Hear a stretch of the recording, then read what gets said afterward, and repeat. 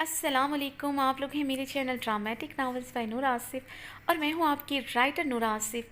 तो आज की एपिसोड की तरफ बढ़ने से पहले सबसे रिक्वेस्ट करूंगी कि वीडियो को लाइक करना मत भूलिएगा, चैनल को सब्सक्राइब करना मत भूलिएगा और बताइएगा ज़रूर आपको आज की एपिसोड कैसी लगी। और उन सबको बहुत बहुत शुक्रिया जिन्होंने चैनल को सब्सक्राइब किया है, जो वीडियो को लाइक करते हैं, जो कमेंट्स करते हैं, जो अपनी राय देते हैं, बेशक तनकीद ही करते हैं और कुछ बहुत अच्छे अच्छे रिव्यू देते हैं। उनमें बहुत सारे ऐसे नाम हैं जो एपिसोड जैसे भी हो वो अपना रिव्यू देना नहीं भूलते। And thank you so much उन सब का। तो कल की एपिसोड में जिन्होंने लाइक्स दिए, जिन्होंने कमेंट्स किए, उनका बहुत बहुत शुक्रिया क्योंकि ज़्यादातर कमेंट्स इस बात के थे कि भाई वीडियो की शॉर्ट क्यों है, शॉर्ट एपी क्यों है। तो इसलिए आज की एपिसोड दे रही हूँ जो कि लॉन्ग है। अब देखते हैं कितने अच्छे कमेंट्स आते हैं, कितने रिव्यू आते हैं, कितने लाइक्स आते हैं। आप लोग वीडियो को लाइक करना तो भूल जाते हैं क्योंकि 14,000 25,000 व्यूज़ पर आई थिंक 1200 लाइक्स या 1K लाइक्स तो कम है ना यार। आप लोग लाइक्स तो किया करो वीडियो को। 25,000 लोगों में से 25,000 व्यूज़ करने वाले क्या 1500 लाइक्स भी नहीं कर सकते, 2K लाइक्स भी नहीं कर सकते। तो खैर बढ़ते हैं अपनी आज की एपिसोड की तरफ। इस दुआ के साथ जा रहे हैं, हंसते रहें, मुस्कुराते रहें, खुश रहें, आबाद रहें और सबसे बढ़कर दूसरों के चेहरे पे भी मुस्कुराते बखेरते रहें। किस्त है 15 और तहरीर नूर आसिफ रमज़ इश्क। मामा मैं आप लोगों के साथ हवेली नहीं जाऊंगी। अब्रिश ने दो टोक अंदाज में अपना फ़ैसला सुनाया। अब्रिश बाबा ने सारी फैमिली को हवेली बुलाया है, तुम्हारा ख़ास तौर पर कहा है। तुम्हारे बगैर मैं हवेली कैसे जा सकती हूँ। सहली ने रसानियत से कहते अब्रिश को देखा। अम्मा यही तो कह रही है, ऐसा भी क्या हो गया जो दादी ने आपको हुक्म दे दिया कि हम हवेली आ जाएं और आपने भी बिना पूछे हामी भर ली। अब्रिश बुरी तरह झंझलाई थी।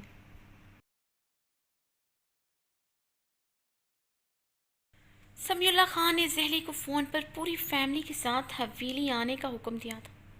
जहली उनके एक हुक्म पर हवेली जाने को तैयार हो गई थी।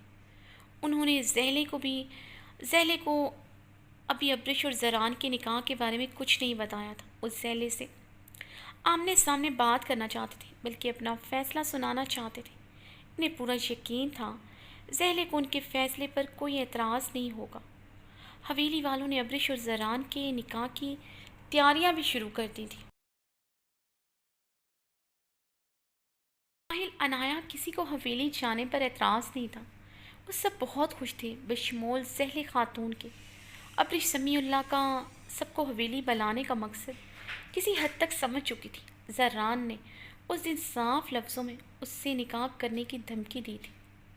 वो किसी सूरत हवेली नहीं जाना चाहती थी। वो कभी ज़रान खानज़ादा की कैद में उसकी मिल्कियत बनकर नहीं रह सकती थी।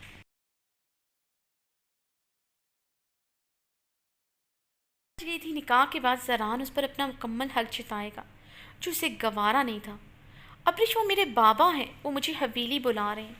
मैं इस बात पर बहस करूं कि वो मुझे क्यों बुला रहे हैं, जो भी वजह है वो हवेली जाकर पता चल जाएगी। तुम बहस मत करो, जाओ तैयार हो जाओ। ज़रान हमें लेने आता ही होगा। सहले के मुंह से ज़रान का नाम सुनते अब्रिश का पारा हाई हुआ था।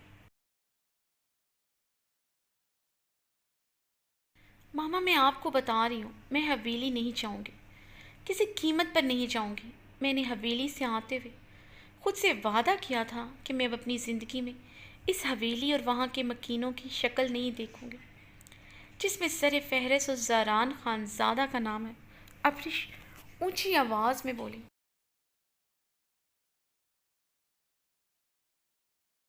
अब्रिश तुम्हें मसला क्या है हवेली के लोगों से?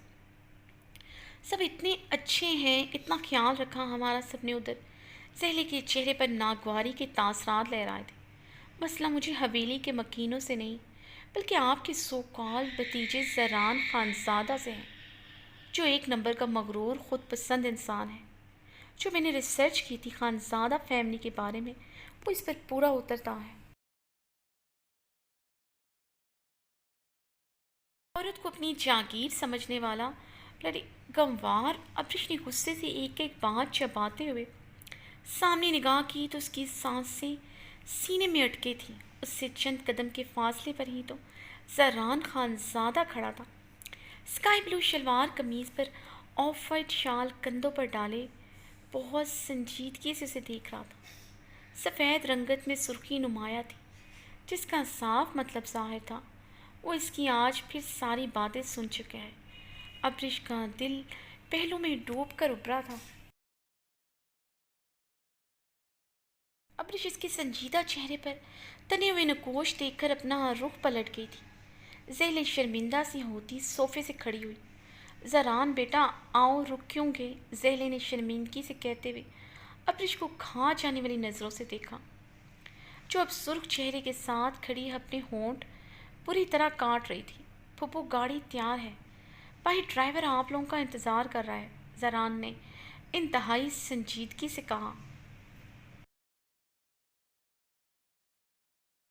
बेटा मैं आहिल और अनाया को बुलाती हूँ, वो बिल्कुल तैयार है।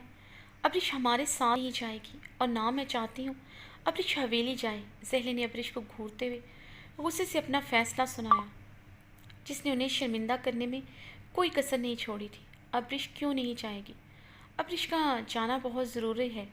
दाजी ने ख़ास तौर पर आपको अब्रिश अब्रिश को साथ लेकर आने को कहा है।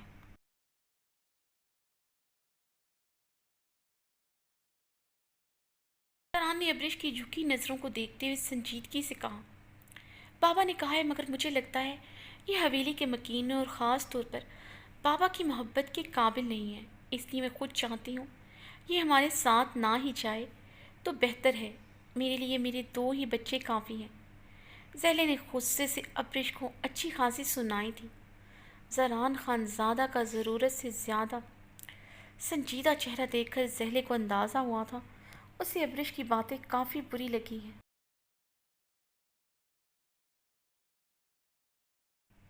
इसलिए उन्होंने ज़रान का लिहाज किए बगैर अब्रिश को अच्छी खासी सुना डाली थी। आप ठीक कह रही हैं, मैं हवेली के मकीनों के तो क्या किसी की मोहब्बत के काबिल नहीं हूँ, इसलिए मैं मर कर भी हवेली नहीं जाऊँगी अब कभी। अब्रिश अपनी बात मुकम्मल करते ज़रान को एक नज़र देखते अपने कमरे की जानिब बढ़ गई। फूफो आप लोग गाड़ी में बैठे, मैं अब्रिश को ले आऊँगा। ज़रान ने ज़ेले के परेशान चेहरे को देखते हुए नरमी से कहा।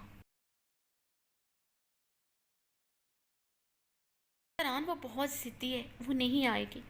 मुझे लगता है इसे यहाँ ही रहने देते हैं। वो अपनी ताया की फैमिली के घर रह लेगी। जब तक हम हवेली से वापस नहीं जाते वो वहाँ पर रह लेगी। ज़ेले के अल्फाज सुनते ज़रान के माथे के बल घेरे हुए थे। फूफो आप लोग गाड़ी में बैठे, मैं अब्रिश को ले आऊँगा, अब वो मेरी जिम्मेदारी है। ज़रान ने दो टोक अंदाज में कहा तो ज़ेली ना चाहते हुए भी इस बात में सर हिला गई थी।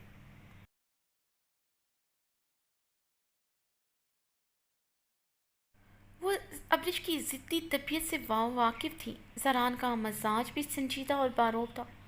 वो खुद चाहती थी अब्रिश उनके साथ हवेली जाए। उसे इधर छोड़कर जाना उनका दिल नहीं मान रहा था। ज़रान पर उन्हें पूरा भरोसा था कि वो अब्रिश को ले आएगा, इसलिए वो खामोशी से आहिल और अनाया को बुलाने उनके कमरों की तरफ चल पड़ी। अब्रिश अपने कमरे में बेड पर औंधे मुँह तकिए पर लेटी रो रही थी। ज़ैली ने उसे ज़रान के सामने बिना लिहाज किए डांट दिया था, जो इससे बर्दाश्त नहीं हो रहा था। किसी कीमत भी पर भी हवेली नहीं जाना चाहती थी। ज़रान उसे हवेली क्यों लेकर जाना चाहता तो समझ गई थी, मगर ज़हली उसकी कोई बात सुनने को तैयार ही न थी। दरवाज़ा खुलने की आवाज़ पर अब्रिश की आंसू में मज़ीद रवानगी आई थी।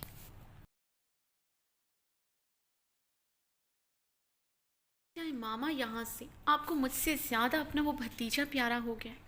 आपको उसकी असलियत नहीं पता। आपके सामने वो बहुत महज़्ज़ब बना फिरता है, मगर मुझे जिन नज़रों से घूरता है मैं आपको बता नहीं सकती। मुझे वो अपनी बीवी बनाना चाहता है, ताकि दिन रात पूरे हक से मुझे घूर सके, मुझ पर अपना हक जता सके। उसका मोहब्बत का इजहार ऐसे था जैसे कोई जज किसी बेगुनाह मुलजिम को उम्र कैद की सज़ा सुना रहा हो। अगर इजहार ऐसा था तो मोहब्बत कैसी होगी? मैं मरकर भी कभी उसकी नहीं होंगी, कह दें अपने मुहज़्ज़ब बाबा जान से। मैं ये निकाह कभी नहीं करूँगी। अब रिश्तकी में मुँह देते रोते हुए चल आई। सिर्फ घूरने के लिए तुम्हें अपनी बीवी नहीं बनाना चाहता। تمہارے ساتھ بہت کچھ کرنے کے لیے تمہیں اپنی بیوی بنانا چاہتا ہوں۔ میری محبت واقعی میں تمہاری نازک جان برداشت نہیں کر پائے گی۔ عمر قید تو تمہیں ہو چکی، اب ساری عمر تمہیں اس اجڑ گنوار خانزادہ کی پناہوں میں گزارنی پڑے گی، صرف اس کی بن کر، مکمل طور پر سر سے لے کر پاؤں تک صرف زران خانزادہ کی ہو کر۔ کمرے میں زران کی بھاری آواز گونجی تھی، ابرش کی دل کی دھڑکنیں ساکت ہوئی تھیں۔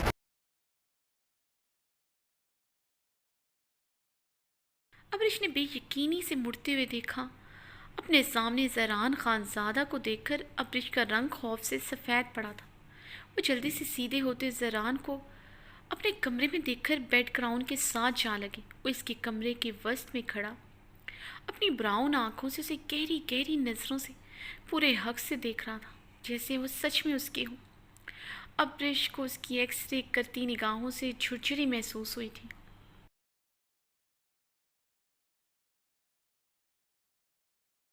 ابرش کو اپنا حلیہ دیکھ کر شرم کے ساتھ خفت کا بھی احساس ہوا تھا۔ وہ آف وائٹ کلر کے نفیس سے سمپل سے فراک میں ملبوس تھی، جو تھوڑا باریک تھا۔ وہ اس وقت بغیر دوپٹے کے تھی۔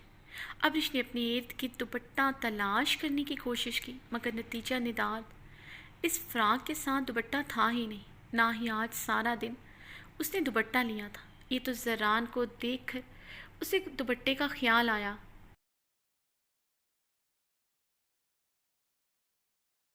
زران کو اپنی طرف بڑھتا دیکھ کر ابرش بیڈ کی دوسری سائڈ سے اترتے واش روم کی طرف بڑھی تھی۔ ارادہ واش روم میں بند ہو کر اس خانزادہ سے اپنی جان بچانے کا تھا، جس کے بارے میں وہ صبح سے جتنی گوہر افشانیاں کر چکی تھی۔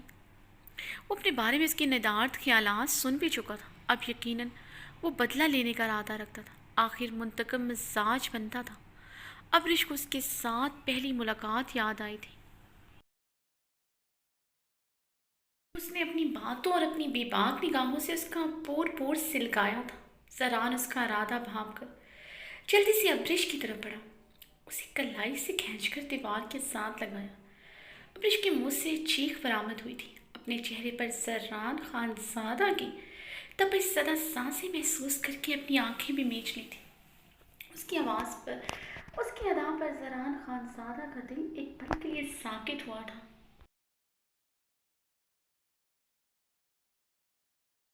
میں اس کی ادا پر گھائل ہوتے اس کا دل پہلے سے بھی زیادہ اس خوبصورت حسینہ کا اسیر ہوا۔ زران اس کے دونوں اطراف میں ہاتھ جمائے مسکراتی نگاہوں سے اس کے ایک ایک نقش کو دیوانہ وار دیکھے گیا۔ نظر اس کے اسٹرابری رس بھرے ہونٹوں پر آ کر ٹھہر گئی تھی۔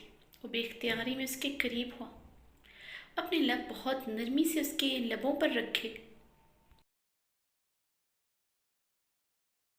ابرش جس نے اپنی آنکھیں میچے ہوئی تھیں، زران کی حرکت پر اس نے جھٹ سے اپنی آنکھیں کھولی تھی۔ اس کی حرکت اور اس کی نزدیکی پر چہرہ لہو چھلکانے لگا تھا۔ زران ہی پہلا مرد تھا جو ہمیشہ اس کے اتنے قریب آ جاتا تھا۔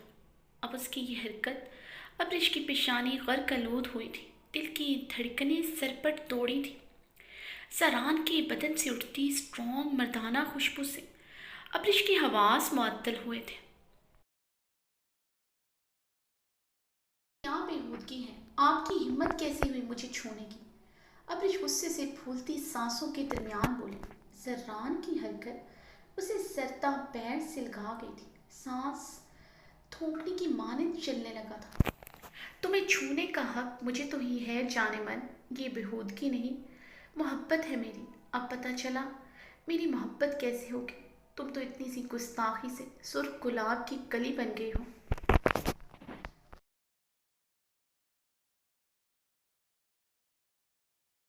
میری محبت، میری شدتیں کیسے سہوں گی؟ زران اس کے قریب ہوتا اس کے کان میں جھکتے بھاری مگر سرگوشی نما آواز میں بولا، زران پیچھے ہو کر مجھ سے بات کریں، آپ کا مجھ پر ایسا کوئی حق نہیں جو آپ میرے قریب آئیں، مجھے بالکل پسند نہیں آپ کا قریب آنا۔ ابرش نے زران کو خود سے دور دھکیلتے کپ کپاتے لبوں سے کہا۔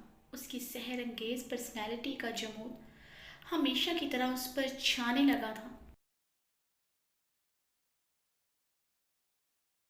اس لیے تو تمہیں اپنا بنانا چاہتا ہوں، تاکہ پورے حق سے تمہیں چھو سکوں، تمہیں پیار کر سکوں۔ زران کا لہجہ گمبھیر ہوا تھا، زران کی بھاپ چھوڑتی سانسیں اور آنچ دیتا لہجہ محسوس کرتے ابرش کے رہے سہے اور سان بھی خطا ہوئے تھے۔ مجھے حویلی لے جا کر زبردستی نکاح کریں گے مجھ سے، اس طرح اپنا بنائیں گے؟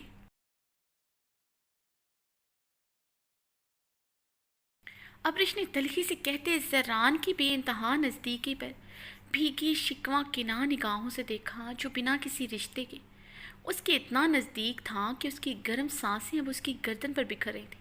ابرش کا پورا بدن کپ کپانا شروع ہوا تھا، جسے محسوس کرتے وہ مسکراتے ہوئے سے دور ہوا۔ ابرش، میں نے تمہیں دل کھول کر اپنی تمام فیلنگز بتا دی تھی، تم سمجھنا ہی چاہ رہی تو میں کیا کر سکتا ہوں؟ مجھے جلد از جلد تم اپنی ملکیت میں، اپنے گھر، اپنے کمرے میں چاہیے ہو، زران نے تو ٹوک انداز میں کہتے اسے آنکھ پھینکی۔ ویسے اگر تم مجھ سے نکاح نہیں کرنا چاہتی تو میرے نزدیک آنے پر تمہارا دل دھڑک دھڑک کر باہر آنے کو کیوں بےتاب ہوتا ہے، اور یہ ماتھے پر ننھی ننھی شبنم کیوں چمک رہی ہے؟ بتاؤ مجھے ذرا، میرے نزدیک آنے پر ایسی حالت کیوں ہو رہی ہے تمہاری؟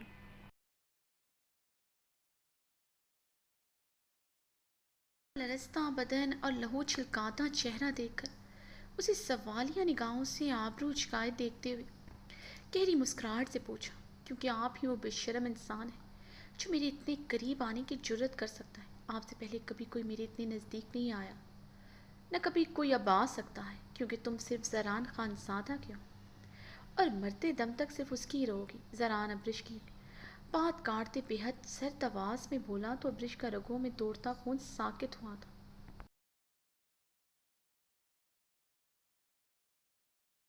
اس کی باتیں، اس کا محبت کرنے کا انداز، اس کی آنکھوں میں ٹھہری جنونی، تو سچ میں ابرش کو اس کی محبت عمر قید محسوس ہوئی تھی۔ زران، یہ آپ کی بھول ہے کہ میں کبھی آپ سے نکاح کروں گی، ابرش نے بھی جواباً غصے سے بولتے تو ٹوک لہجہ اختیار کرتے زران کو اس کی حد میں رکھنا چاہا۔ ابرش، تم نے میرے بارے میں بہت سے اندازے لگائے ہیں،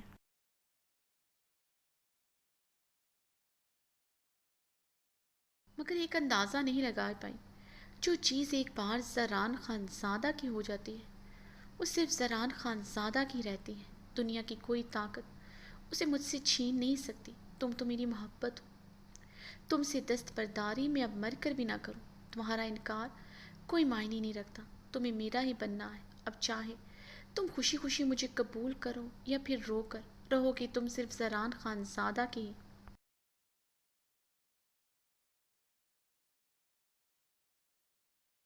زران ابرش سے دور ہوتے سرخ چہرے کے ساتھ اپنی شال گلے میں جھٹک گیا تھا، اس کا بار بار ٹھکرانا اس کے دل کے ٹکڑے کر رہا تھا۔ ٹھیک ہے، پھر دیکھتی ہوں آپ مجھ سے نکاح کیسے کرتے ہیں، مجھے حویلی لے کر کیسے جاتے ہیں۔ ابرش سرخ چہرے کے ساتھ بولتی وہاں سے جانے لگی تو زران خانزادہ کی آواز پر رکی تھی۔ حویلی تو تم جاؤ ہی کہیں، کل ہی میرے نام بھی ہو جاؤ گے، دیکھتی جاؤ اب تم۔ زران کی بات سنتے اس نے پلٹ کر زران کو دیکھا۔ جو دھمکیاں آپ مجھے دے رہے ہیں میں ابھی جا کر ماما کو بتاتی ہوں آپ کے کیا ارادے ہیں۔ ابرش کی دھمکی پر زران کے لبوں پر دلکش مسکراہٹ بکھری تھی۔ مائی ڈیئر فیوچر وائف، پھپھو تو اب تک اسلام آباد کراس بھی کر چکی ہوں گی، زران نے گہرا مسکراتے ہوئے کہا تو ابرش بے یقین ہوئی تھی۔ کیا کہہ رہی ہیں؟ ماما مجھے یہاں چھوڑ کر بھی چلی گئی؟ ابرش روحان سی ہوئی تھی۔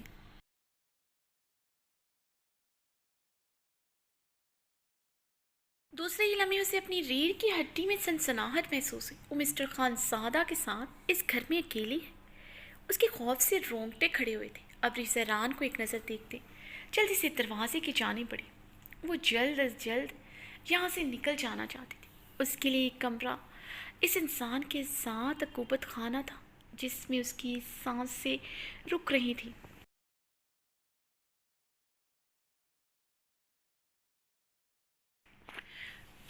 کہاں جا رہی ہو؟ زران نے اسے کمرے سے باہر نکلتے دیکھ کر لب پیچھے پوچھا۔ زران کے لہو میں مارے اشتعال کے ابال اٹھے تھے۔ اس لڑکی کا تو مزاج ہی نہیں ملتا تھا، اس کے آگے جھک کیا تھا، پتہ نہیں وہ کیا چاہتی تھی۔ ابرش اس کا سوال اگنور کرتے کمرے سے باہر نکل گئی۔ زران ابرش کے ایٹیٹیوڈ پر اپنے جبڑے بھینچ کر رہ گیا تھا۔ ابرش داخلی دروازہ عبور کرنے ہی لگی تھی جب اس کی کلائی کو مضبوط گرفت نے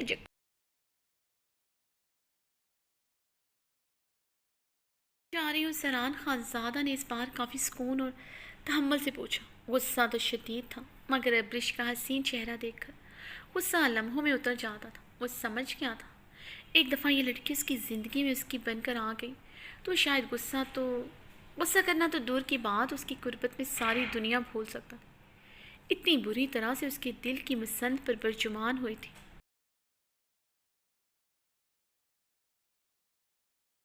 اس بات کا ابرش کو بھی اندازہ نہیں تھا، یہ مغرور شہزادہ کبھی کسی کے آگے پیچھے ایسے نہیں پھرتا تھا، نہ ہی کسی کے اتنے نخرے برداشت کر سکتا تھا۔ سمجھتی تو اس کی محبت کو کبھی عمر قید نہ کہتی، وہ تو بیچارہ خود اس کی محبت اس کے حصار میں بری طرح قید ہو چکا تھا۔ میں آپ کو بتانے کی پابند تو نہیں ہوں، مگر پھر بھی آپ کو بتا دیتی ہوں تاکہ آپ کو اپنی حیثیت اچھی طرح میری زندگی میں واضح ہو جائے۔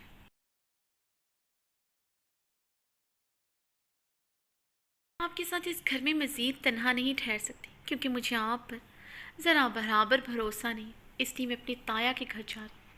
جب تک ماما واپس نہیں آ جاتی میں وہیں پر رکوں گی۔ ابرش نے اپنی کلائی چھڑواتے ہوئے کہا۔ تمہیں مجھ پر بھروسہ نہیں ہے، اس زعیم پر بھروسہ ہے۔ تم میرے ساتھ اس گھر میں تنہا نہیں رک سکتی مگر اپنے تایا کے گھر رکو گے۔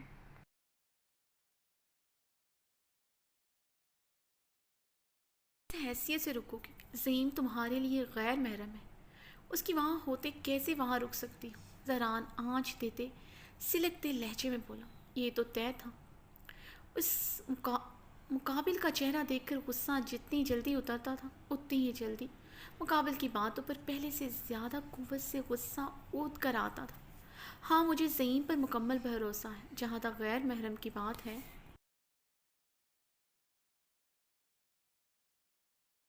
میرے لیے آپ بھی غیر محرم ہیں۔ یہ بات ماما کو مجھے آپ کے ساتھ یہاں تنہا چھوڑ کر جانے سے پہلے سوچنی چاہیے تھی، مگر انہیں تو آپ لوگوں کے علاوہ کچھ نظر ہی نہیں آتا۔ ابرش کی بات پر وہ پھر سے لب بھیج گیا تھا۔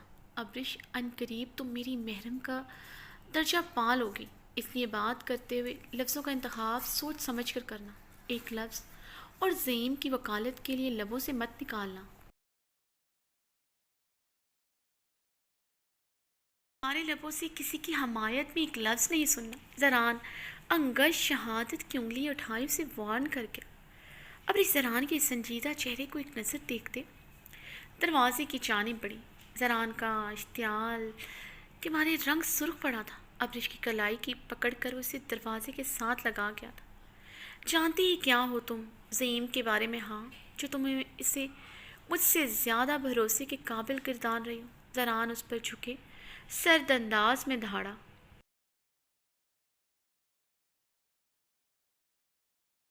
ابرش اس کی دھاڑ پر پھٹی پھٹی آنکھوں سے اسے دیکھ رہی تھی، جس کی آنکھوں سے چنگاریاں سی پھوٹ رہی تھی۔ وہ ایک خود غرض انسان ہے جو بزنس دنیا کی کامیابی کے لیے ہر حد تک جا سکتا ہے، کسی کے بھی تلوے چاٹ سکتا ہے، ضرورت پڑنے پر وہ اپنے رشتوں کو بھی استعمال کر سکتا ہے۔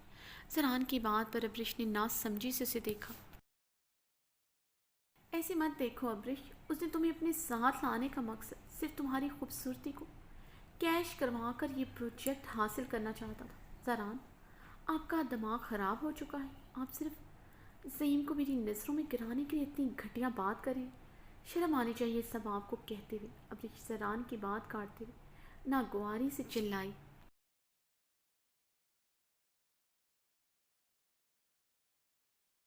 ابرش اگر تمہیں مجھ پہ یقین نہیں ہے تم زعیم سے پوچھ لو، پچھلے سال وہ ایک لڑکی کو اپنی منگیتر کے نام سے انٹروڈیوس کروا کر ہر پارٹی میں لاتا تھا۔ اس نے اس کے دم پر کتنے ہی پروجیکٹ حاصل کیے تھے اور تمہارے پاپا کی کتنی ہی جائیداد ہے جو اس نے تم لوگوں سے چھپائی۔ تم لوگوں کو صرف ایک گھر دیا ہے اور آفس میں بھی تمہارے پاپا کے شیئرز چند % ظاہر کیے ہیں۔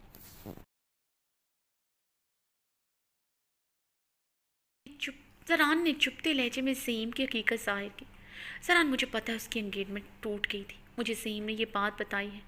رہی بات جائیداد کی، ان لوگوں نے جتنی بھی جائیداد ہمیں دی وہ ان کا احسان ہے، اگر وہ یہ بھی نہ دیتے تو ہم کیا کر لیتے؟ مجھے آپ کی باتوں سے کوئی فرق نہیں پڑتا، اس لیے اب راستہ چھوڑے مجھے، ابرش نے سختی سے کہا۔ تو زران کچھ پل لہو چھلکاتی آنکھوں سے اسے دیکھتا رہا۔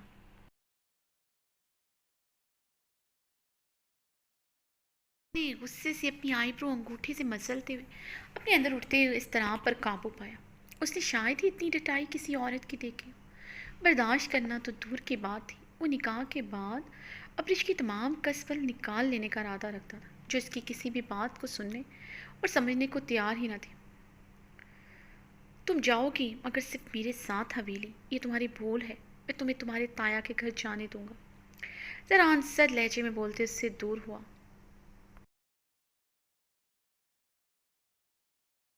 हाँ, कैसे जाऊंगी मैं आपके साथ, कैसे रोकेंगे आप मुझे? अब्रिश ने तंजिया निगाहों से चैलेंजिंग अंदाज में जरान को देखते अपने सीने पर हाथ बांधे।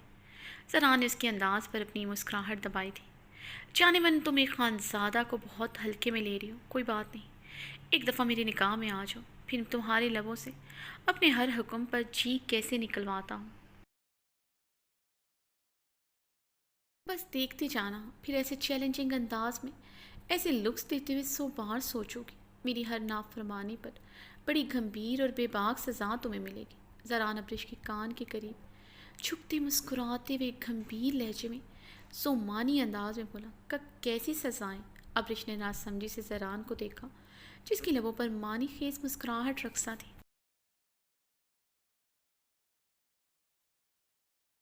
इससे पहले वो कुछ समझती, वो इसे बाजू से जकड़े बाहर की तरफ बढ़ा। जरान ये क्या कर रही है, छोड़े मुझे। अब्रिश गुस्से सुर्ख चेहरे के साथ चलाई। जरान सुनी अनसुनी करता आगे बढ़ा था। अब्रिश इसके साथ घिसटती हुई जा रही थी। गेट के पास रुक कर जरान ने एक नज़र उसे देखा था। दूसरे पल अपनी शॉल उतार कर अब्रिश को अच्छी तरह उड़ाई और उसे लिए बाहर की जानी पड़ा।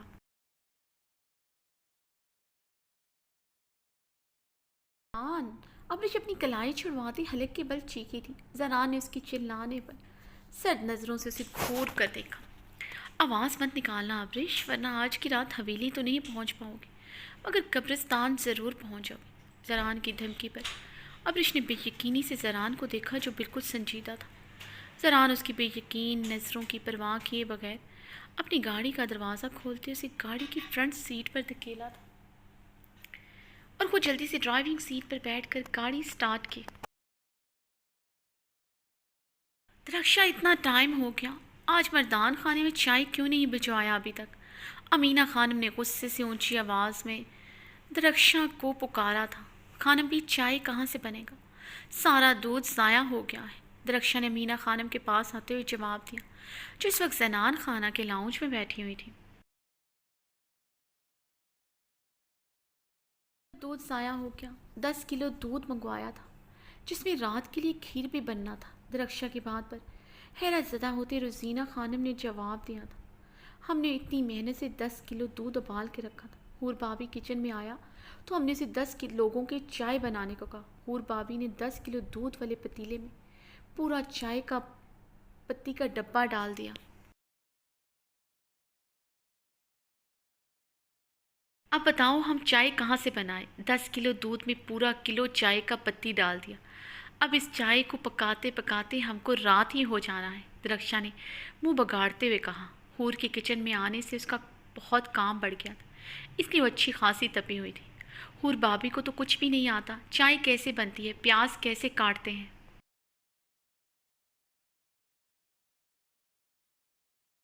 प्याज का छिलका उतारे बगैर वो प्याज काट रहा था, फिर अपनी उंगली भी काट डाला। हम किचन का काम कर लेगा, हूर भाभी को रहने दो, हमें इसका ज़रूरत नहीं है। दरक्षा ने मुंह बनाते हुए कहा। अच्छा ठीक है, तुम जाओ किचन में, हम दूध का इंतज़ाम करवाता है। अमीना खानम ने दरक्षा को संजीदगी से जवाब दिया। दरक्षा मुंह बनाते हुए चली गई थी।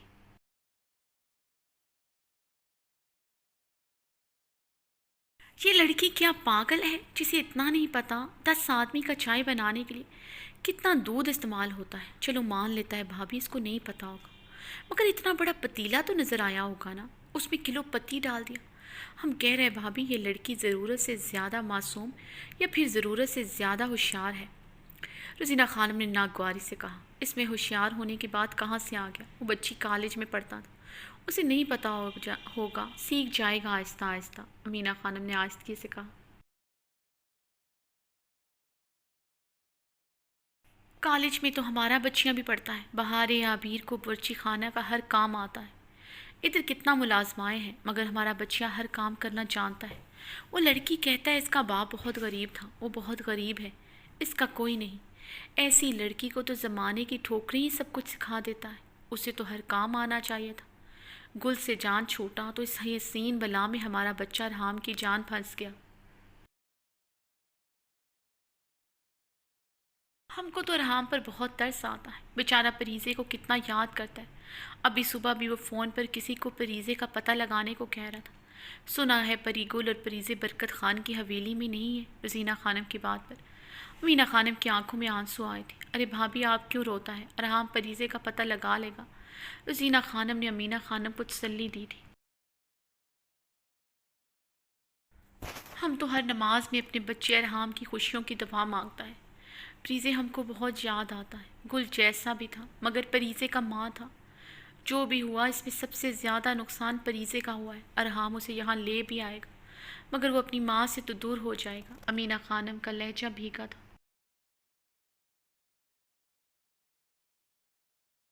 ارحام خان زادہ جو تاجی سے ملنے کے بعد اپنے کمرے کی طرف بڑھ رہا تھا، سب کی باتیں سنتا چند لمحے کے لیے رکا تھا، پھر سر جھٹکتا اپنے کمرے کی جانب بڑھ گیا۔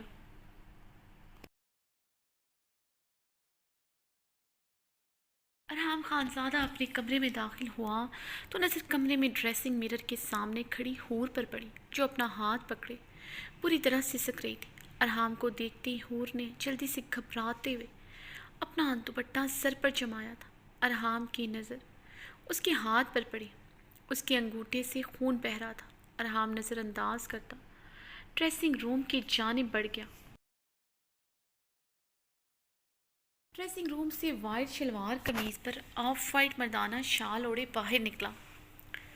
کمرے میں حور کی دبی دبی سسکیاں گونج رہی تھیں۔ ارحام کی کمرے کی میں موجودگی وجہ سے وہ اپنے آنسوؤں پر قابو پانے کی ناکام سعی کر رہی تھی، مگر شدید تکلیف کی وجہ سے اس کا درد سسکیوں کی صورت میں کمرے میں گونج رہا تھا۔ پورا بدن ہچکولوں کی زد میں تھا۔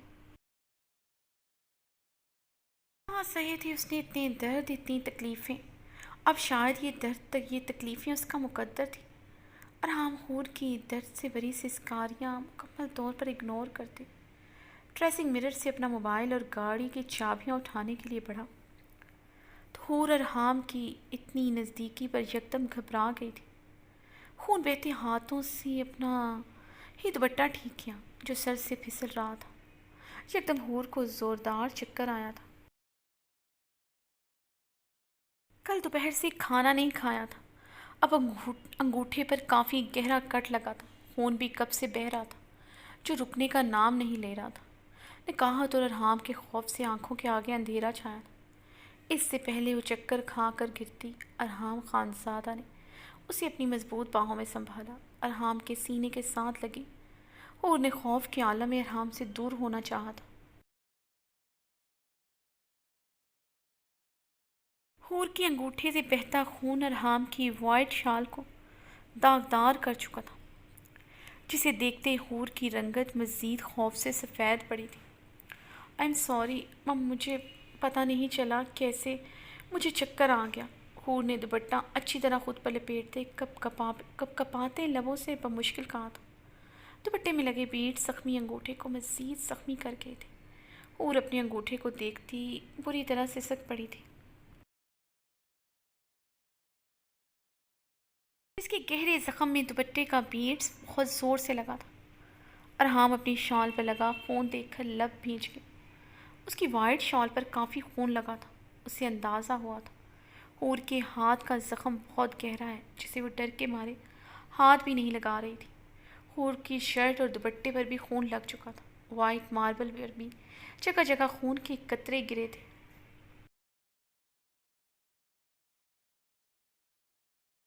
ہم نے ایک نظر اس کے چہرے کو دیکھا، وہ دوپٹہ سر پر اوڑے پوری طرح رو رہی تھی۔ شدید تکلیف اس کے چہرے سے آتی۔ ارحام نے اس کا زخمی ہاتھ پکڑنے کے لیے اپنا ہاتھ آگے بڑھایا۔ حور بدحواس ہوتی 2 قدم پیچھے ہوئی تھی۔ ابھی تک مقابل زخم ہی تو دیتا آیا تھا، زخم پر مرہم رکھنے کی امید نہیں تھی۔ اس نے خوفزدہ ہوتے سرد سے اپنا ہاتھ پیچھے کھینچ لیا تھا۔ اب میں دیکھ لوں گی۔ حور نے اپنا ہاتھ پیچھے کرتی اپنی کرسٹل براؤن گہری شفاف آنکھیں ارحام کی سرد آنکھوں میں گاڑی تھی، پھر اسی لمحے اس کی آنکھوں کے سرد پن سے گھبراتے نظریں جھکا لی تھی۔ ارحام نے اس کے خوف کو نظر انداز کرتے اس کے زخمی ہاتھ کو اپنی سخت گرفت میں لیا تو اب کی بار حور مزاحمت بھی نہ کر سکی تھی۔ ارحام نے اس کی زخم کا معائنہ کیا تو انگوٹھے کا زخم کافی گہرا تھا، خون تیزی سے بہہ رہا تھا۔ حور کا ہاتھ بری طرح ارحام کے ہاتھ میں کاپ کپا رہا تھا۔ درد سے زیادہ اب سامنے کھڑے ستمگر سے خوف آ رہا تھا، جس کا ہاتھ پکڑے سنجیدہ نگاہوں سے اس کے زخم کا معائنہ کر رہا تھا۔ ارحام کچھ پل اس کے زخم کا معائنہ کرتا، پھر اس کا کانپنا محسوس کر کے اسے کندھوں سے تھام کر بیڈ پر بٹھایا۔ ارحام کے ہاتھوں کی نرمی محسوس کرتے حور اب باقاعدہ ہچکیوں سے رونے لگی تھی۔ امید نہیں تھی اس شفاق انسان سے کہ اس کے ساتھ نرمی برتے گا۔ حور بیڈ پر بیٹھی اپنی زخمی ہاتھ کو دیکھتے ہوئے دوسرے ہاتھ سے بار بار اپنا دوپٹہ ٹھیک کری تھی، جو سر سے پھسلتے کندھوں سے بھی پھسل جاتا تھا۔ ارحام کا خوف اس پر بری طرح حاوی ہوا تھا۔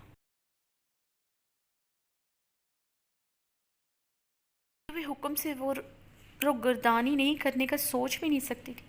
اسے کیا پتا تھا کسی انسان کا لفظ اتنا وحشی بھی ہو سکتا ہے، کسی کی قربت اتنی جان لیوا بھی ہو سکتی ہے، جو جان لمحوں میں لبوں پر سجا دے، وہ بھی اپنی محرم کی قربت۔ اسے ایک رشتے کا سکھ پانے کے لیے اس نے اپنی زندگی داؤ پر لگائی تھی، مگر اب اسی رشتے سے سب سے زیادہ خوف آتا تھا۔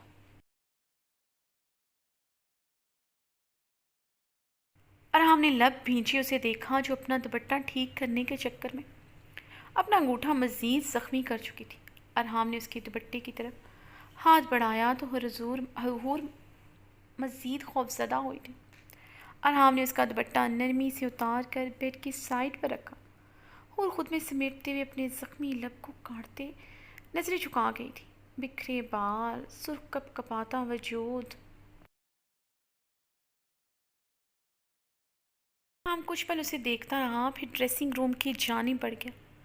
ڈریسنگ روم سے فرسٹ ایڈ باکس ہاتھوں میں تھامے وہ کمرے میں آیا اور حور کے قریب بیٹھتے اس کی انگوٹھے کے زخم پر کاٹن رکھ کر خون روکنے کی کوشش کی۔ حور نے درد سے سسکی لی تھی۔ تم تو میری سوچ سے بھی کہیں زیادہ نازک ہو۔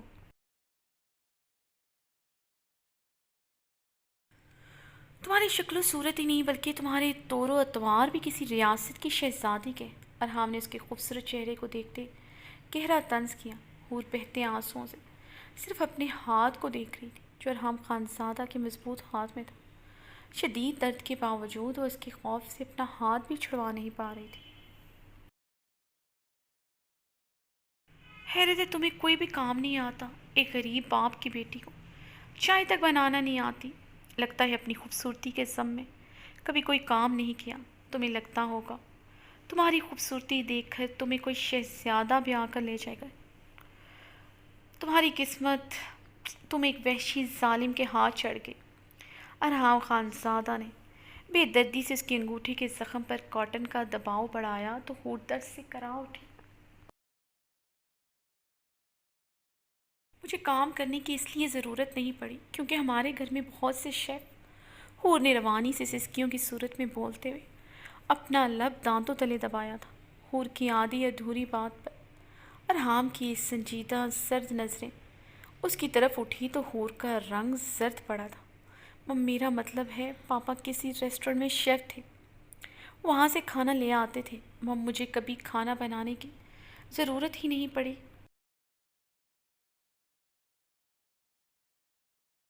حور نے ارحام کی سرد آنکھوں میں دیکھتے ہوئے ٹوٹے لفظوں سے کہا۔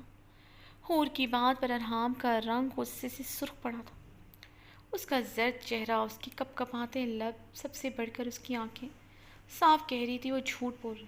شدید غصہ اشتعال سامنے بیٹھے نازک وجود پر آیا تھا۔ جی کیا تھا اس لڑکی کا منہ تھپڑوں سے لال کر دے جو آنکھوں میں آنکھیں ڈال کر بڑے دھڑلے سے جھوٹ بولتی ہے۔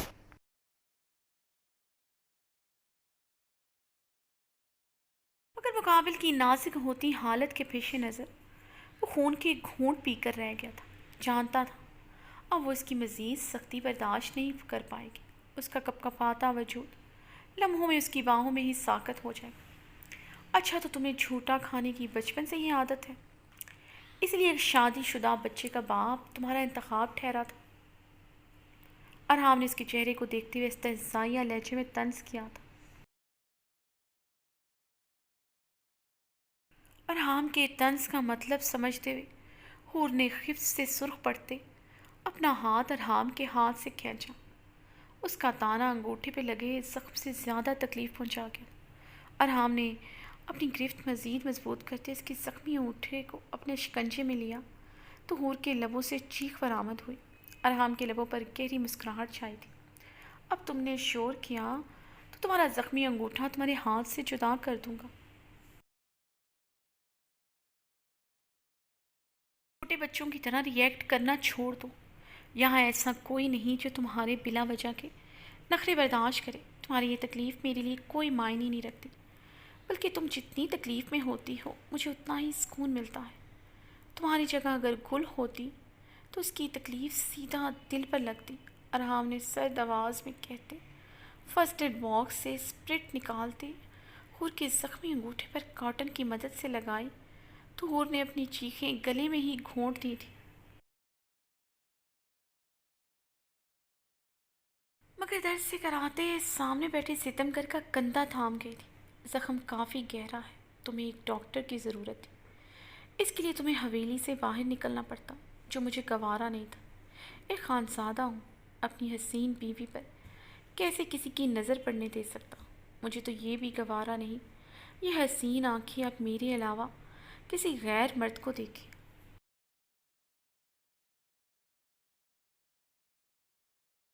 ہم نے تنسیہ مسکراتے ہوئے حور کی آنکھوں سے بہتے شبنم کے قطرے چنتے ہوئے اس کی بے بسی کا حص اٹھایا تھا۔ حور کا بری طرح سسکنا اس کے تڑپتے دل کو سکون دے گیا تھا۔ اب تم مرتے دم تک اس حویلی میں ہی رہو گے، کبھی باہر کھلی ہوا میں سانس نہیں لے سکو گے۔ اگر تم نے کبھی اس حویلی سے باہر کھلے آسمان کے نیچے قدم بھی رکھا تو تمہارا بد سے بدتر حال کر دوں گا کہ تمہیں اپنے زندہ رہنے پر افسوس ہوگا۔ ارحام نے سر لہجے میں دھمکی دیتے ہوئے اس کے زخمی انگوٹھے پر مزید اسپرٹ لگائی تو حور نے اب کے بعد درد سے سسکی بھی نہیں لی تھی۔ وہ اپنے سامنے ظالم بحث انسان کو دیکھے جا رہی تھی جس کے سینے میں دل کی جگہ شاید پتھر تھا۔ حور کی آنکھوں میں ٹھہرے خوف اور پانی کو دیکھتے ارحام اس کے قریب ہوا اور پیچھے ہوتی بیڈ گراؤنڈ کے ساتھ جا لگی تھی۔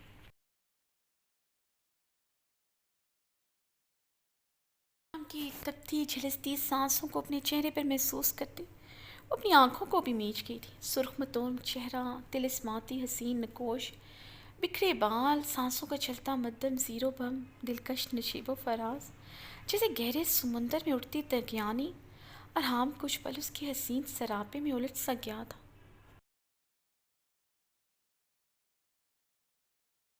تمہارا سب سے بڑا دشمن کون ہے؟ ارحام اس کی گردن پر جھکتے اس کی بیوٹی بون کو اپنے لبوں سے کاٹ گیا تھا۔ حور کا پورے بدن پر لرزہ طاری ہوا تھا۔ مقابل اپنے لمس سے اس کے وجود کو ہر طرح سے تکلیف دینے کا ہنر جانتا تھا۔ اس کی اتنی سی قربت سے وہ مرنے کے قریب ہو گئی تھی، سانسیں سینے میں ہی اٹکی تھی۔ تمہاری دشمن تمہاری بے پناہ خوبصورتی ہے۔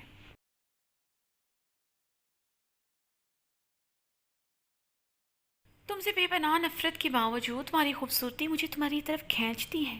اب سزا کے طور پر میری قربت تمہارا مقدر ٹھہرے گی، جس میں تم قطرہ قطرہ جلسو گی، تڑپو گی، مگر مجھ سے نجات نہیں ملے گی۔ ارحام اس کی گردن کو اپنے لبوں کی تپش سے بری طرح سرخ کرتے پیچھے ہوا تو حور بری طرح رو دی تھی۔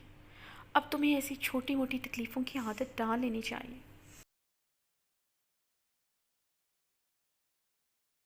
اس سے زیادہ گہرے زخم تمہارے بدن کا حصہ بنیں گے اور ان زخموں کا علاج اسی بے رحمی سے کیا جائے گا۔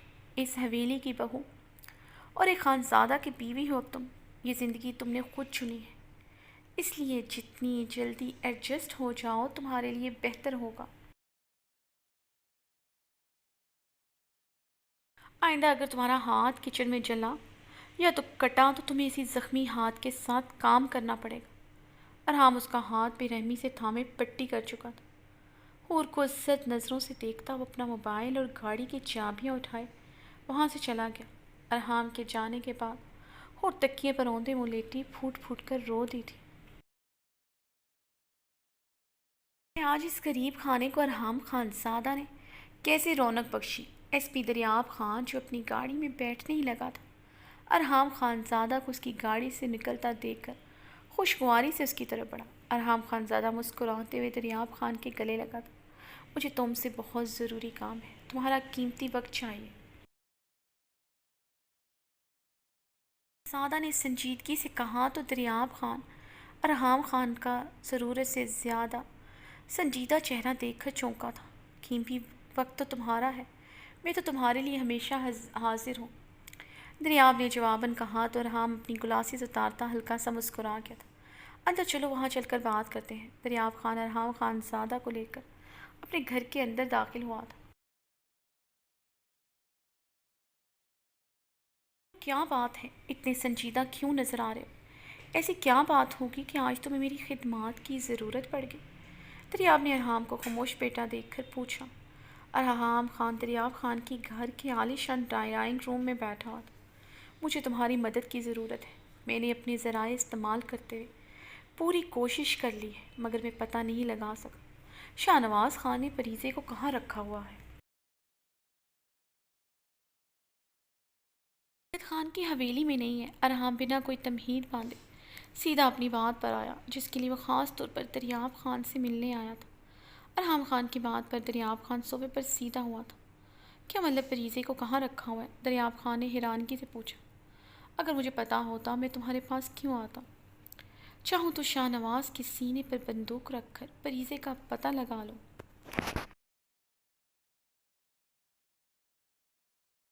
اگر مجھے گل نے دھمکی دی ہے، اگر میں نے ایسا کچھ بھی کیا تو وہ پریزے کو نقصان پہنچا دے گی۔ ارحام نے لب بھینچے کہا۔ گل بھابھی ماں ہے پریزے کی، کیسے نقصان پہنچا سکتی ہے؟ طلاق ہونے کا یہ مطلب نہیں کہ بھابھی تمہارے کیے کی سزا پریزے کو دے گی۔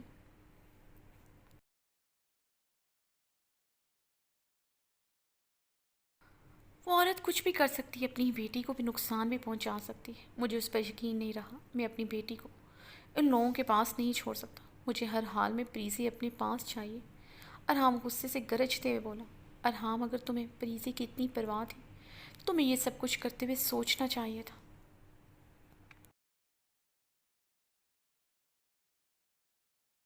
ارحام خان کی پھولتی رگوں اور اس کے سرخ چہرے کو دیکھ کر بولا۔ تم تک خبر پہنچ گئی؟ ارحام نے طنزیہ مسکراتے ہوئے صوفے سے ٹیک لگائے، اپنی جیب سے سگریٹ اور لائٹر نکال کر اسے سلکاتے ہوئے لبوں سے لگایا۔ ظاہر ہے پہنچنی ہی تھی، دریاب نے آہستگی سے کہا۔ اگر تمہیں دوسری شادی کرنی ہی تھی تو تم شہر میں کر لیتے۔ تم اپنی دوسری بیوی کو یہاں کیوں لائے؟ یہ سب کچھ مجھے سمجھ نہیں آیا، دریاب نے الجھن بھرے انداز میں پوچھا۔ دریاب، تم ان باتوں کو چھوڑو، مجھے یہ بتاؤ تم پریزے کا پتہ لگانے میں میری مدد کر سکتے ہو کہ نہیں؟ ارحام نے سرد انداز میں پوچھا۔